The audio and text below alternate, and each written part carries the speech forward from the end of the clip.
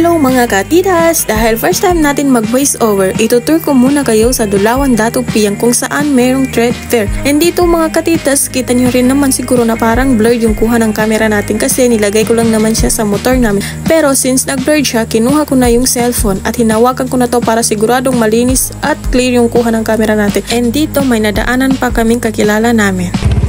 Paano, mukit ka na? Ano, mukit ka?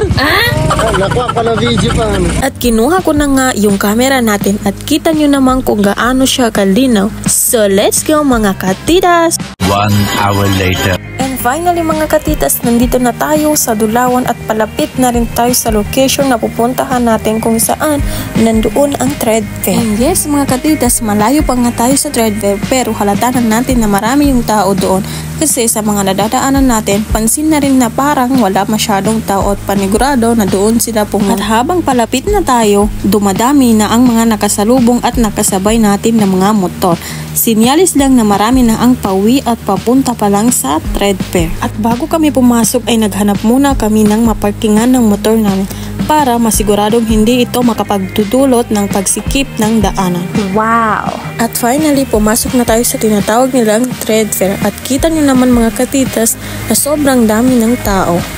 At bago kami naghanap ng mapagkainan namin, naglibot-libot muna kami kasi sobrang dami nang nagtitinda dito at hindi namin alam kung ano ang bilihin namin. Pansin nyo naman dito mga katitas na enjoy yung mga tao dito. And yes, hindi nga namin magpagkakaila na talagang nag-i-enjoy naman kami. Sa paglilibot pa lang kasi, dito ay talagang mag-i-enjoy ka na dahil marami kang makikitang tao at pagkain. Ano ba naman kasi mga katitas ang hindi mag-i-enjoy kung ganito karami ang makikita mong tao at sa dami rin naman ng mapipilian mong pagkain, nga, food is life. Sa mga ganitong lakad namin ni Mr. ay kinakalimutan muna namin ang diet at alam ko rin na ganun din kayo tsaka na lang tayo magda-diet pag nasa bahay na. Okay, let's go! At dito nga mga katitas, nagbiroan pa kami kung saan pa aabot yung 100 pesos na pera namin.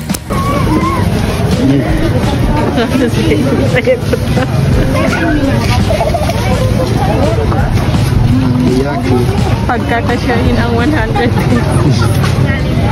Sana abot ang 100 pesos mo. And dito nga, nag-order na ako ng takoyaki at saka ako pumunta sa may milk tea.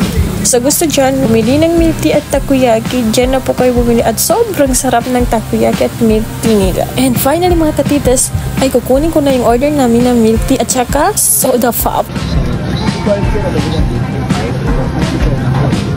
At dito nga mga katitas ay sarap na akong kumakain ng barbecue habang nakatingin lang sa akin ang mister ko. At pagkatapos kong kumain ay agad na kaming umuwi kasi baka abutin na kami ng hating gabi. So hanggang sa muli, bye bye! Love you!